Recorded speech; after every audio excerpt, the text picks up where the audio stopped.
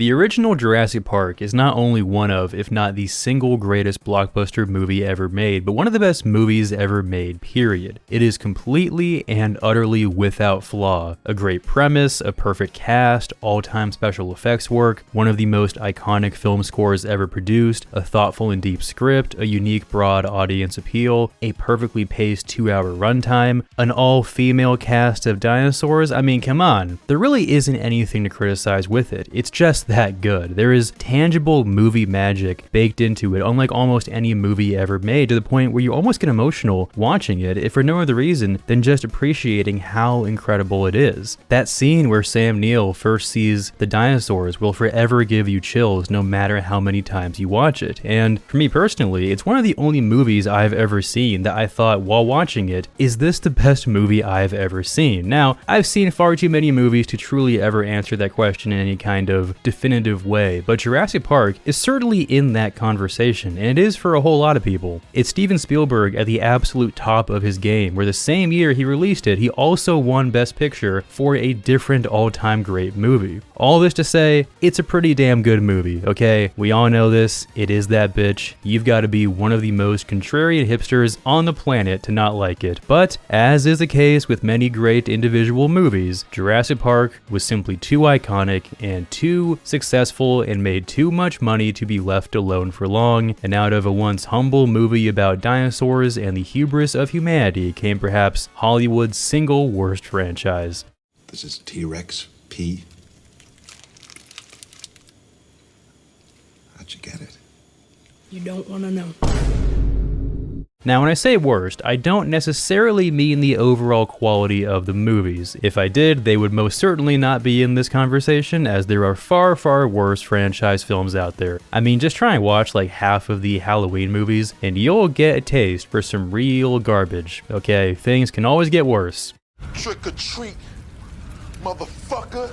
Now, to be clear, the Jurassic sequels aren't great by any means, and we'll get deep into that, trust me. But what I mean by worst franchise is that it's the biggest major Hollywood franchise out there that has absolutely no business being a franchise. None. While there might be plenty of other franchises like Star Wars that feel totally wrung dry at this point, or Ghostbusters that have been coasting solely on nostalgia for like the last decade, or Terminator that just feels sad and embarrassing, or any number of horror franchises that almost only produce unwatchable garbage, see Halloween again, Jurassic Park, unlike any of them, has felt empty as a franchise ever since its first sequel, and it hasn't gotten any better since. Despite having one of the greatest films of all time as its foundation and consistently making big money at the box office, it's just never been able to produce anything even half as good or relevant as that first film, which has really baffled me for the longest time, because almost every other franchise has at least one truly great sequel, some that even surpass the original. I mean, Terminator, for how bad that franchise is, has T2, and that alone makes it almost worth it. Films like Empire Strikes Back, Spider-Man 2, Prisoner of Azkaban, Last Crusade, I mean, there's tons of movies like this, but none in Jurassic Park. And you know, I'm not expecting anything as good as that original movie here, but how hard can it be to make a decent sequel to the dinosaur movie? Well, apparently pretty hard actually, and now that I've recently gone back and rewatched all these movies, I think I finally understand why. You stood on the shoulders of geniuses to accomplish something as fast as you could, and before you even knew what you had, you patented it and packaged it and slapped it on a plastic lunchbox, and now you're selling it. You want to sell it. Well,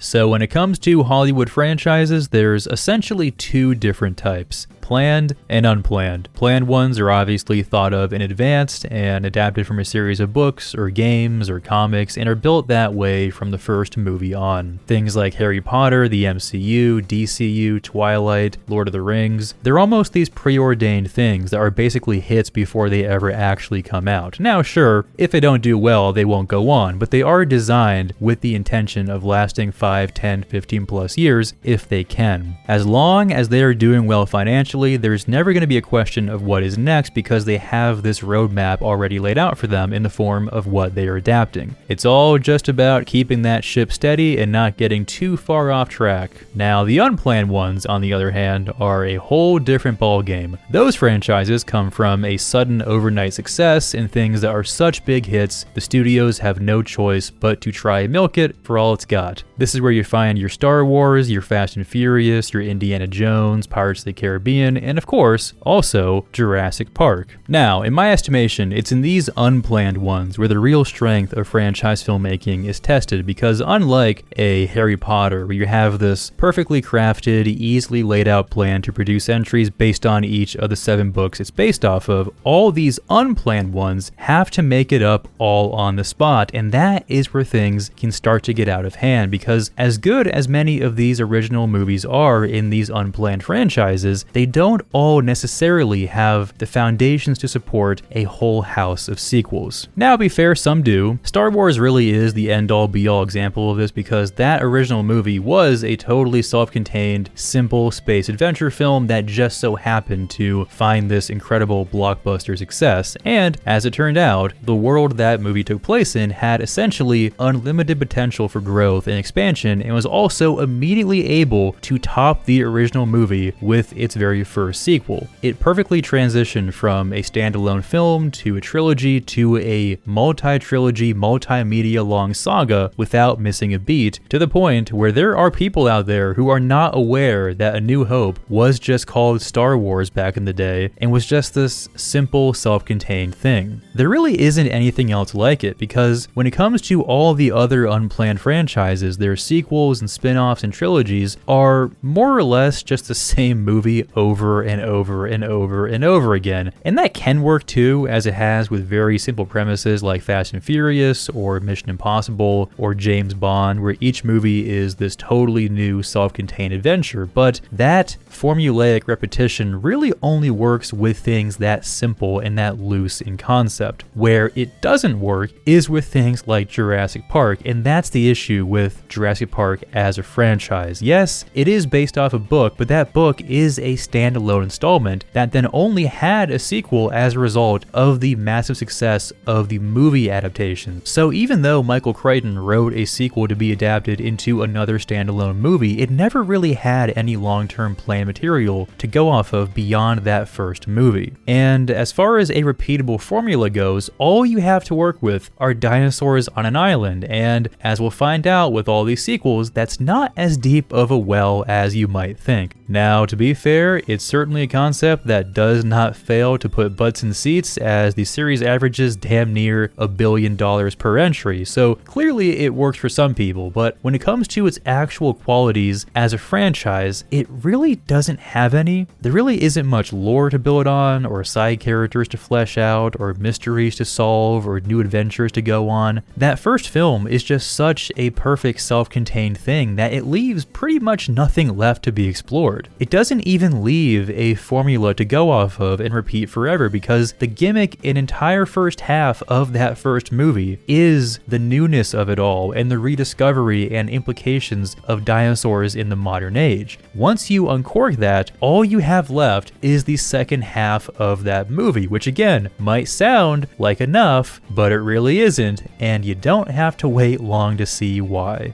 Fight! Now, if there ever was a sequel that proved not every hit movie is franchise material, it would be The Lost World. Now, is this movie terrible? No, it's fine, but what it is an exercise in how limited this franchise is. In the first movie, we see this charismatic, wealthy businessman, John Hammond, round up some scientists to come to his mysterious island to help him get past some red tape and legal roadblocks, only to find out that the main hang-up with his island is in the fact that it's a literal island of recently unextinct dinosaurs that have been brought back by the awesome and terrifying power of science. There's fierce debate over the ethics of what Hammond is doing, the safety of his park being potentially opened up to the public, the hubris to think he or anyone else is capable of containing these creatures and playing God. We also rediscover these creatures at the same time our main characters do, and that's the real magic of the movie. The first time we, the audience, parents are seeing a T-Rex or a Velociraptor or any of the rest is also the first time for Grant and Sadler and Ian Malcolm. And it's moments like that that makes that movie so iconic. The dinosaurs aren't these simple movie monsters or cuddly cute mascots. They're something else entirely, something totally beyond the control or understanding of humanity. It's all perfect. Then you jump to the Lost World and all of that is just sucked right down the drain. And not intentionally, mind you. It's not like Spielberg or David Koepp or Michael Crichton did a big zag out of nowhere just to spice things up. They pretty much did the same movie again, but by simply doing it, it takes away everything that first movie had going for it. Mainly in that everyone in this world is now aware that dinosaurs are a thing. This is an issue that only gets more irritating the more these movies go on, but by simply having Jurassic Park exist as a franchise, the status quo for the universe it takes place in must shift to include dinosaurs as a normal part of life, and that completely undermines what their presence represented in the original movie. Their very existence in this time period is impossible and horrifying and a complete affront to nature, no matter how wonderful they are. But at a certain point, when they've been back in action for half a decade, a full decade, multiple decades, they just end up being nothing more than like big dogs or bears or tigers or any other animal that just so happens to be this gigantic prehistoric creature. Now, it's not as hyper exaggerated in this one as it gets in the following ones, but you still feel that shift as soon as the movie gets to the island. Everyone on the mission has either seen dinosaurs, knows dinosaurs exist, or has been on the island for a few weeks already and takes pictures of them and interacts with them like they're bird watching. There's still a few oohs and ahs to be had, but for the most part, the wonder of these creatures is just gone. As is the wonder of Ian Malcolm, by the way, who gets totally neutered in this, a la Han Solo in Return of the Jedi. A man who was once one of the coolest characters in any movie ever is reduced to a whiny, worrying dad that spends the whole movie freaking out and not being charming at all. Dad, are you mad?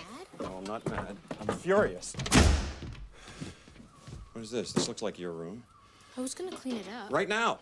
So without any of the discovery and newness of the dinosaurs and all of our characters already having grappled with them being a thing now, the only thing the movie has left as its foundation is mostly just running around in the woods. They run around taking pictures of dinosaurs, they run around poaching dinosaurs, they run around trying not to get eaten by dinosaurs. There is no lack of scenes of people running around trying not to get squished. And to be fair, there's also a decent amount of dangling off cliffs and even some use of gymnastics to fight dinos, which is something. But what I'm trying to illustrate here is like 90% of this movie is characters are somewhere in the woods walking around, then a dinosaur shows up, then the characters go from a walk to a run, then eventually they escape said dinosaur. Repeat. I mean, at times it feels like watching The Walking Dead, and I do not mean that as a compliment. Now, am I being a bit uncharitable here? Perhaps. I mean, it's not like all those scenes are boring. In fact, a few moments like the trailer hanging off a cliff sequence is actually quite engaging, but the problem is, that's all the movie really has to offer. There really isn't much of a plot to speak of, at least not one for like the first 2/3 of the movie. Now, there appears to be one at first, with Hammond now having grown a conscience, getting a team together to document the dinosaurs so the public is aware of their existence and can therefore put pressure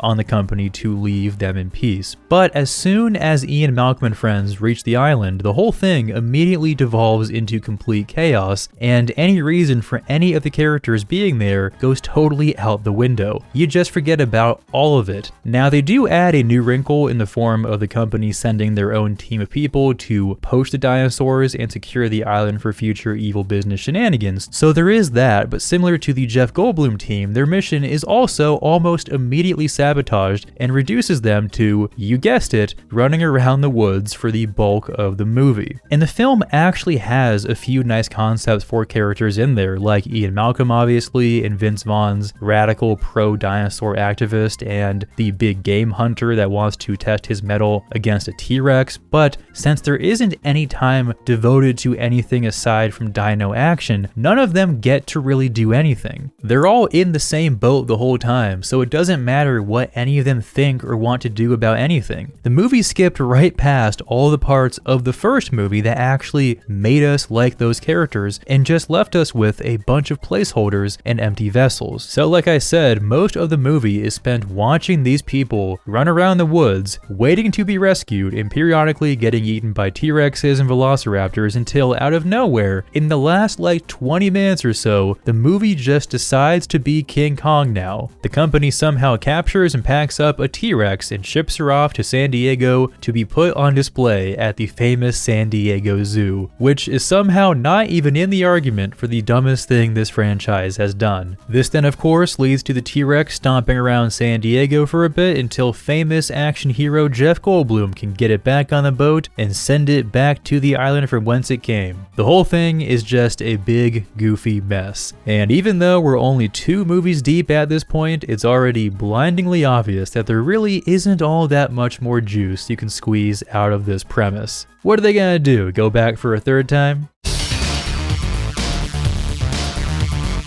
So, a few years back now, legendary filmmaker Martin Scorsese got in a bit of hot water for comparing Marvel films to theme park rides, and sure, while that might be true in a lot of ways, especially when you consider how some audiences consume the big event films in the MCU, I never totally agreed with that statement. Not saying he's like 100% wrong, in fact he's mostly right, but I'll always stand by a few of the Marvel entries as being above that kind of broad sweeping generalization.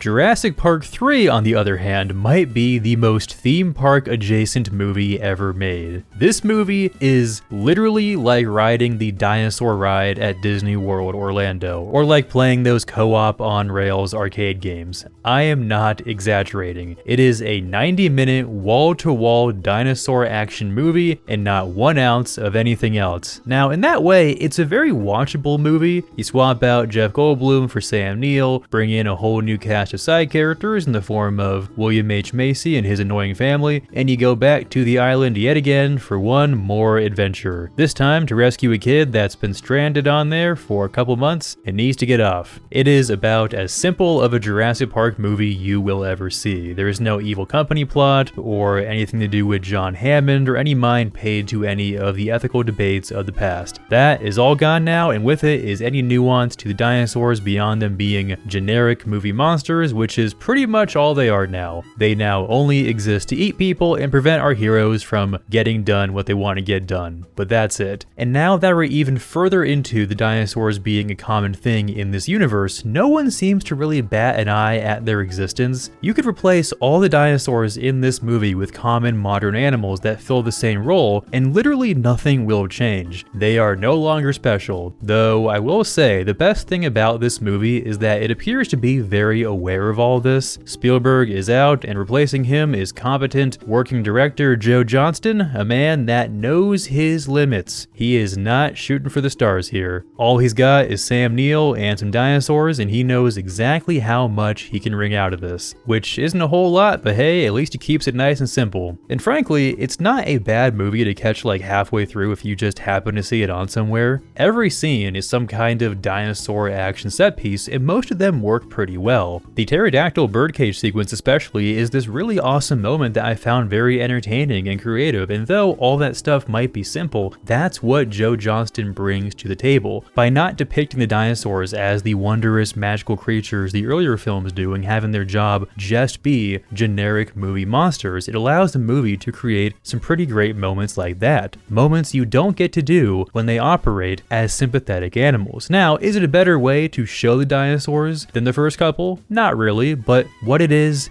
honest. This movie is not pretending to be anything aside from what it is, and for that reason, I can't really say too much against it. I mean, it's stupid, and every character, save for Sam Neill, is maddeningly annoying, and there's also this weird moment, but hey, you know, it's a fun little movie. They even roll up tanks on the beach at the end, which is just hilarious. Wow. You have to thank her now. She sent the Navy and the Marines. If the series ended here, even though the second and third films left a whole lot to be desired, I really don't think I would have much to say about it. Sure, there's a lot of disappointment and letdown, but the studio just threw a few ideas at the wall to see what would stick, and I can't really blame them for trying. They weren't good, but they were something. Plus, the real stress test for this franchise wouldn't come until the next installment, and that, my friends, is where shit starts to get pretty wild. Now, when it comes to Jurassic Park as a franchise, it didn't really hit that point until this movie. Sure, The Lost World and 3 were trying to cash in on the IP, but neither of them were really doing the franchise building thing. There was never any bait for sequels or breadcrumbs being laid around, or really any plot beyond what they needed to get characters to come back to the dinosaur island each time, which apparently doesn't really take all that much in these movies. What they are pretty standard Hollywood sequel cash grabs. Watchable, short-sighted, and overall fairly inoffensive. Not at all meant to accomplish anything aside from squeezing out a couple more bucks out of what that first movie gave them. Jurassic World, on the other hand, is where this IP radically tried to morph itself into a franchise that could pump out a billion-dollar hit every 3 to 4 years, which, to be fair, is exactly what it's done ever since this movie came out. There is no denying that this is a money-making machine, and hell, they might be in for yet another billion later this year. Who knows? But again, the franchise as it exists today is all downstream of this movie. Hell, even beyond just this series, Jurassic World is essentially the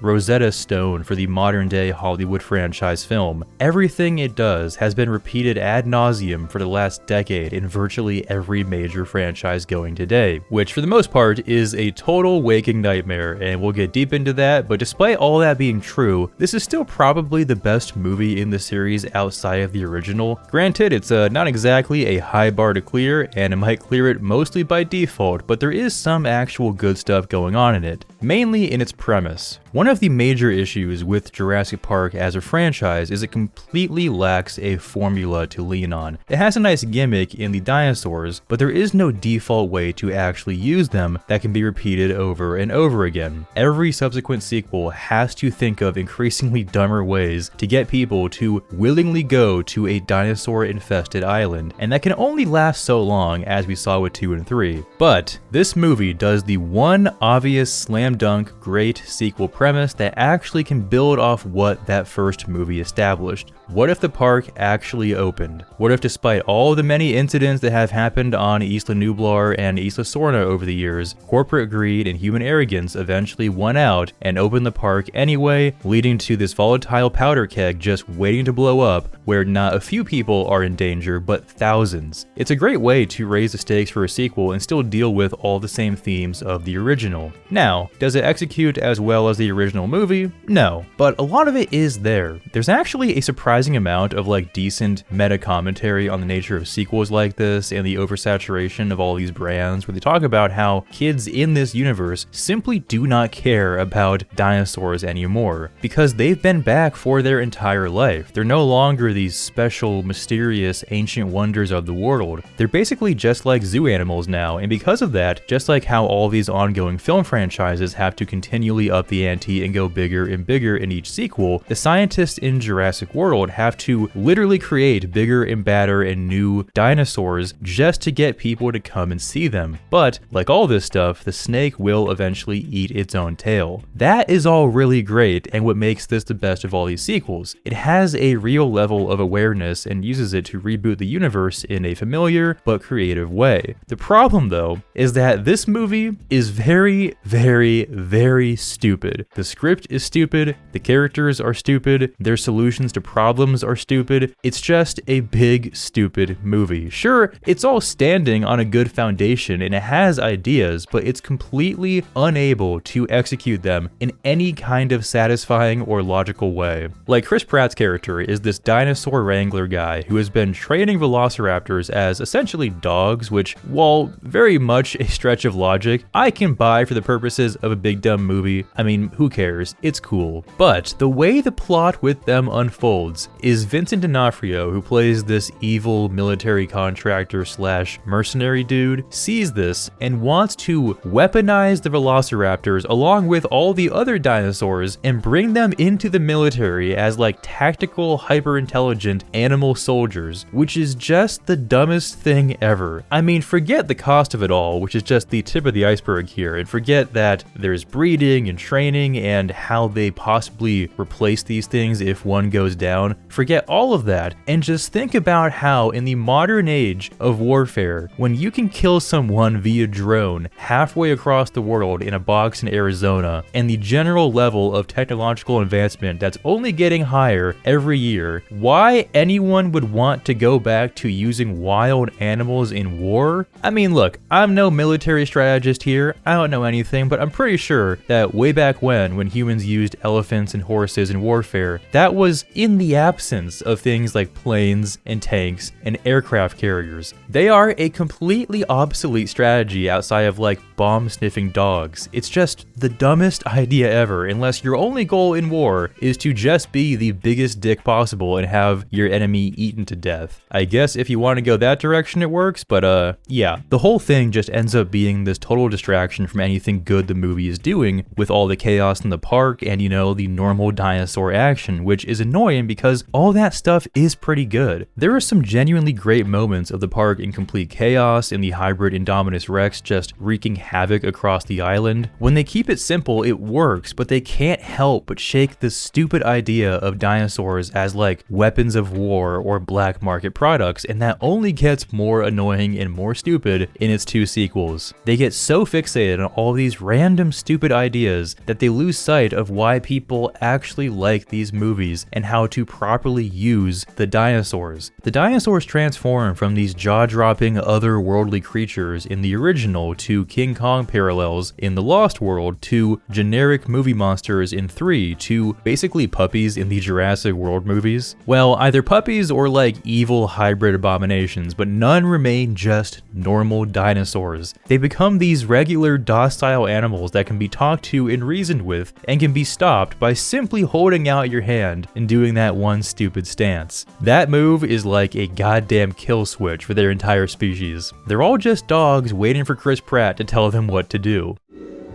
Stand down. Hey! What did I just say?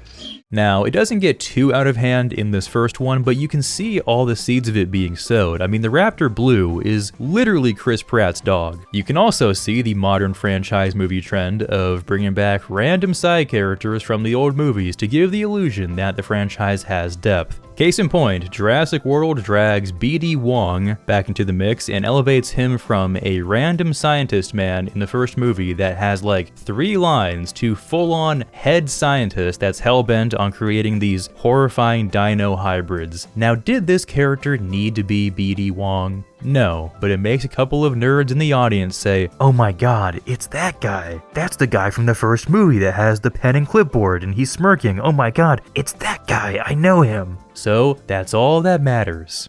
All of this exists because of me. If I don't innovate, somebody else will. Overall though, while this movie may be as dumb as rocks and likely set in motion many of the dreadful current movie trends we all have to deal with, it has enough going for it that it's mostly forgivable. It's a safe, simple, back-to-basics, soft franchise reboot in the same vein of something like The Force Awakens. In fact, all 3 of these Jurassic World movies mirror the Star Wars sequel trilogy in a whole lot of ways, and yes, that does mean we're in for some Rise of Skywalker parallels. You ain't seen nothing yet.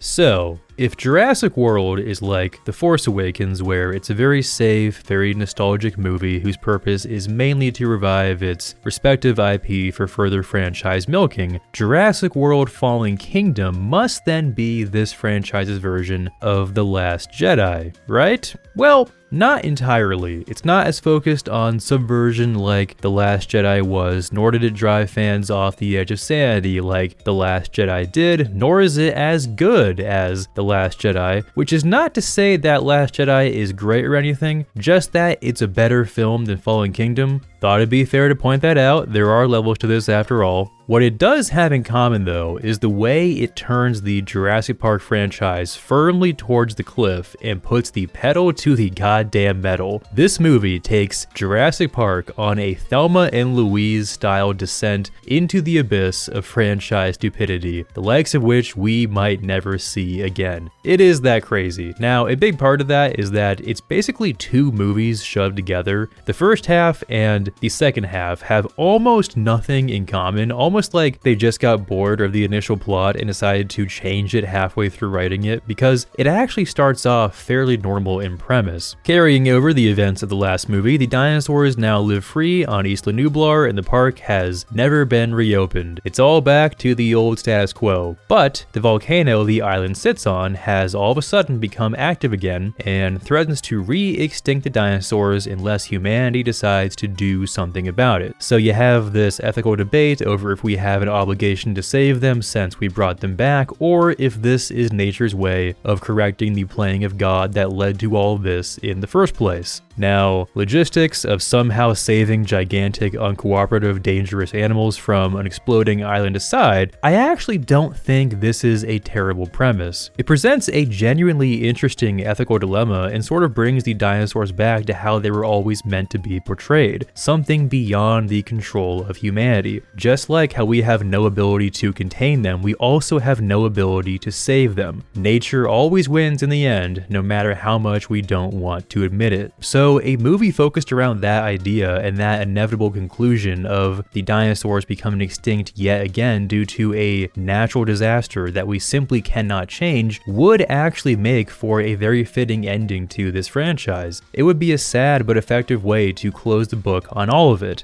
But this movie doesn't do any of that shit. Instead, the height of what this premise leads to is Chris Pratt and friends running around on an island while a volcano is going off, which might look good for a trailer, but boy oh boy, is it stupid. And that is just the tip of the goddamn iceberg.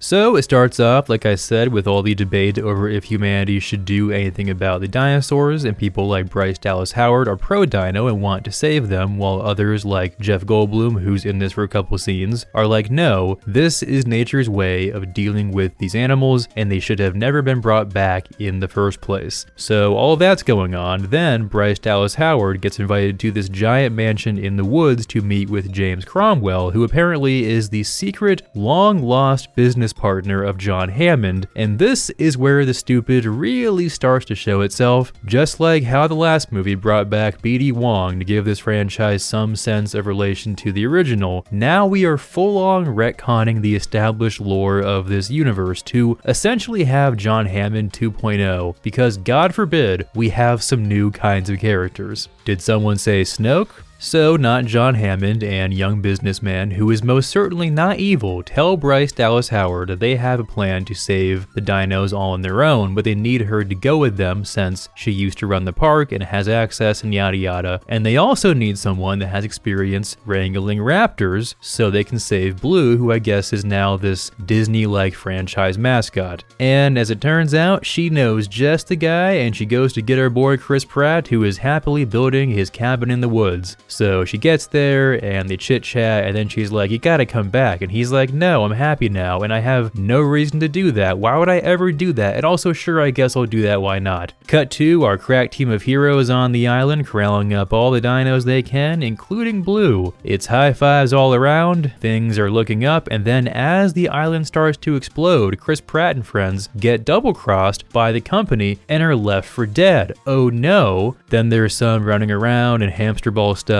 and they eventually hitch a ride on the last ship off the island at the last second. Now, it might seem like I zoomed past all of that pretty fast, but that is about as fast as the movie goes past it too. The entire initial premise and what you think this movie is going to be about is just ripped through as fast as humanly possible and wraps up about an hour into the movie. All of that is just done now. Forget the island, forget the dinosaurs on the island. That's all for the trailer, baby. What this movie movie is actually about is dinosaurs in a Resident Evil style mansion. That is in no way an exaggeration. This is officially where the franchise jumps the shark, because once the boat gets back to the mainland, all the dinosaurs that the company rounded up get stuffed in these cages in the bowels of the mansion in the woods. We have not only a giant mansion above ground, but an entire research facility, rooms to house untold amount of dinosaurs, and an auction room to display and sell the dinosaurs on the black market. I mean, it is just the biggest complex on the planet. So much so that James Cromwell, who lives there, didn't even know any of this existed, and apparently this complex is also so large that he can't hear the sounds of monsters in his basement either. So the entire second half of this movie is our heroes running around this Resident Evil mansion trying to stop the bad guys from selling the dinosaurs on the black market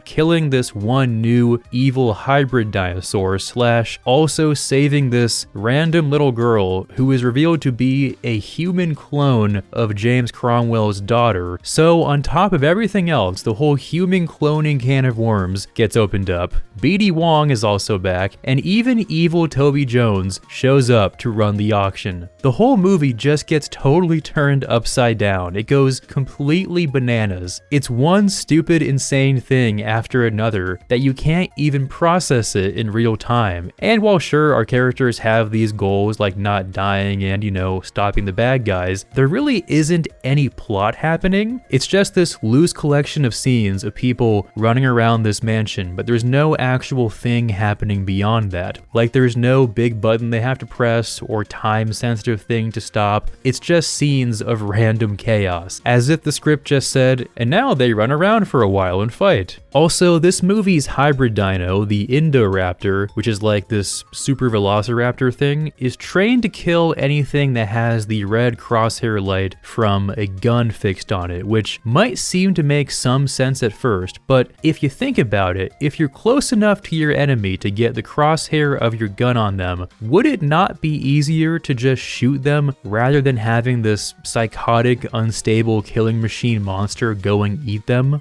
I don't know, maybe I'm the crazy one here. These movies keep trying to make the dinosaurs as trained military weapons work, and it only gets dumber the more they try and justify it. Like, I could see there being some black market potential for dinosaur poaching for their hides and teeth and whatnot, but no one is going to use these things as weapons of war, okay? Just stop it, it's far too stupid. The perfect weapon for the modern age, built for combat, with tactical responses more acute than any human soldier. So after an hour or so of our characters running around the Resident Evil mansion, they eventually kill the Indoraptor and stop the bad guys. Hooray. But that's not all, folks, because then the clone girl, who is now aware that she's a clone and therefore feels a connection to the dinosaurs, decides to release all of them into the wilds of the mainland United States. I had to. They're alive. Like me. So now, dinosaurs aren't just back from extinction, they have now been unleashed on the modern day ecosystem in a sudden and random way that will likely lead to the total and complete collapse of the food chain and the extinction of countless modern day species. To say the series had jumped the shark wouldn't even be doing the ending of this movie justice. It's a movie so uniquely damaging to a franchise that any following installment is almost doomed right from the jump. And as we'll see with this last one, that was most certainly the case. Now, as someone who's been alive in the era of Hollywood where the franchise film reigns supreme and virtually every random 80s movie is getting sequels and prequels and soft reboots, I've seen a lot of these things crash and burn. We all know the go-to examples here, but perhaps the king of all franchise film disasters is 2019's Star Wars: The Rise of Skywalker, a film that's not just bad, but bad in a way that's never been done before, like it's an anti-movie designed to make people hate movies, the permanent damage that movie did to the brand of Star Wars is hard to fully put into words. I mean, it is the disaster of all disasters, something that we never thought we would see again, and I'm fairly certain that's true, but goddamn does Jurassic World Dominion give it a strong run for its money. This movie is one of the most confusing things I have ever watched. A film that is comparable to The Rise of Skywalker in all the worst ways. It just doesn't make sense. I don't even know how to describe it because I know this much, it's not a movie about dinosaurs. No sir, that pretense has been thrown totally out the window. What this is more like Mission Impossible meets Star Wars with a very small hint of Jurassic Park thrown in there, and that part is hanging on by a thread. I mean, yeah, there are dinosaurs in the movie, but the way Dominion uses them is almost solely as like window dressing. They might show up for a scene here and there, but the focus of this movie is watching all of our Jurassic Park characters of the past go on globe-trotting spy adventures, busting underground black market operations, traversing dangerous mountains, doing corporate espionage. There's some stuff with human cloning that carries over from the last film, but that's pretty much it. The dinosaurs are not even the main threat of the movie. That would be the new form of locust that threatened to collapse the world's food supply. Not the dinosaurs that have been recently unleashed upon the globe, mind you. They apparently pose no threat to the balance of nature. What does though are locusts, which of course makes sense because this movie is called Locust World. I mean, I don't know what I'm complaining about here. What should I expect? And I know I'm being a bit hyperbolic, but this is not a stretch. The dinosaurs in this movie only show up whenever a shot for the trailer is needed, and I know that because all the scenes that actually have dinosaurs in them are in the trailer. The characters will go down to Malta to get a lead on something and a chase ensues, and I guess while they're there, they might as well have some raptors chase Chris Pratt so they can keep up the illusion that this is a dinosaur-focused franchise. Or Chris Pratt and this new lady will be walking around on a frozen lake and the scene needs some more tension, so here's a dinosaur to chase him around for a bit. All they are just action extenders. They don't even need to be dinosaurs. Chris Pratt could have been chased around by dogs or had a bear attack him on the frozen lake, and nothing would have changed. Nothing about the scenes with dinosaurs are designed with them in mind. They could be random animals, they could be robots, they could be pretty much anything you want them to be. Their dinosaur qualities mean absolutely nothing. And I know I just keep saying the same thing here, but it's important to stress just how much this movie does not utilize the dinosaurs. It has essentially no interest in any of it, which is very strange because the rest of this movie is a typical modern franchise sequel where its main focus is shameless nostalgia bait. They bring back all the old characters like Sam Neill, Laura Dern, and Jeff Goldblum. They bring back BD Wong yet again to do the same amount of nothing he did in the last two movies. They obviously bring back all the current characters like Chris Pratt and Bryce Dallas Howard and the Clone Girl, and they even shove all these characters together in a scene that I guess is supposed to make fanboys' heads explode. They even go so far as to make the main corporate villain of this movie the Barbazol guy from the first film, which might be the dumbest, most random pull of a character in any movie ever made. This guy literally showed up in one scene in the original movie in which he was covered by a hat and glasses and said like 2 lines to Newman, and the only reason he was even named in that movie is because of a throwaway joke in that scene. Dodson! Dodson! We've got Dodson here! To even refer to that guy as a character in that movie would be a stretch. And yet this is the big bad they drag out as this amazing reveal. And he still has the can of Barbazol. Why? The movie goes through all the nostalgia hoops it can possibly go to and brings back every character they can, and yet they don't use the most nostalgic thing about the franchise, the dinosaurs. It's just one of the most counterintuitive things you can think of. When people watch a Jurassic Park movie, they're not crossing their fingers hoping to God that Dr. Alan Grant and Chris Pratt are gonna meet and high five. They just want to see some dinosaur action. Instead though, we have this bizarre plot where in the wake of dinosaurs being unleashed on the planet, this company led by the Barbazol guy, again, what the fuck is that about, establishes a dinosaur sanctuary for them to live safe and be protected. But actually, their real purpose has been using the dinosaurs to fuel their evil genetic research, which they then use to modify a species of locusts to eat crops that aren't produced by this company, so that would eventually lead them into having total control of the world's food supply. But then the locusts get out of control and threaten to collapse the entire food chain, so they backtrack on all of that and need to get the human clone girl from the last movie for some reason, because her DNA is the key to somehow stopping the locust. Not sure how that relates, but it results in her being kidnapped by the Barbasol guy, and the whole movie is this Mission Impossible adventure where Chris Pratt, Bryce Dallas Howard, and Han Solo jump around the world trying to save her. Meanwhile, the OG crew is doing corporate espionage on the Barbasol guy's company to figure out what's going on with the whole locust issue, which doesn't really go anywhere, but eventually all parties converge and they save the day with the help of BD Wong, who I guess is a good guy now. The end. So again, not about fucking dinosaurs. At every level. Complete systemic corruption in the executive ranks. Systemic corruption. Got that? Write that down. Now, it's a watchable enough movie, I guess, and the extended cut makes it make a bit more sense, but it's just this long, bloated, insane, stupid mess that has no direction. It drives this franchise straight off the cliff into full-on goofy cartoon territory. The characters are complete parodies of themselves. There's no time paid to any of the ethical debates of the past. The magic of the dinosaurs is so far gone that the movie doesn't even bother to show them all that much. And the lore of the world is so stupid now that the possibility of a future grounded normal sequel is next to impossible. Like, how can you possibly go back to a simple dinosaurs on an island movie after you uncork all of this? I honestly don't know if you can. I mean, if you get to the point in a franchise where you're bringing back random throwaway side characters that no one remembers as a form of nostalgia, that's gotta be some indication that the bottom of the barrel has been hit.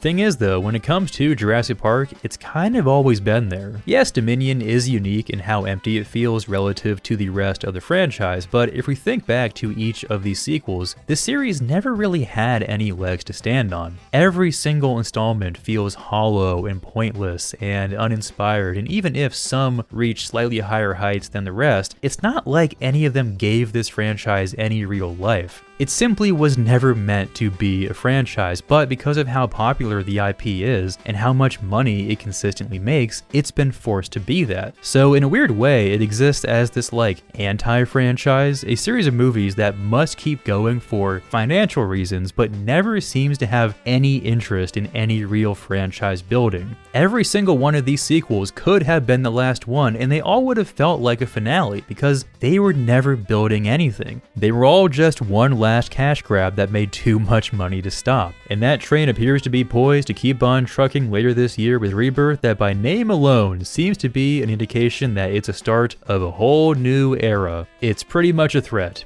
It took him 3 years to start this whole thing over again. How it's possible to keep all this going, I have no idea, but my guess is that it's going to be as empty and pointless as ever, which considering that's the only consistent theme across all these movies, I guess you wouldn't want it any other way. Plus, at this point, just having dinosaurs in them might be considered a new and fresh idea. The bar really can't get much lower than that, people.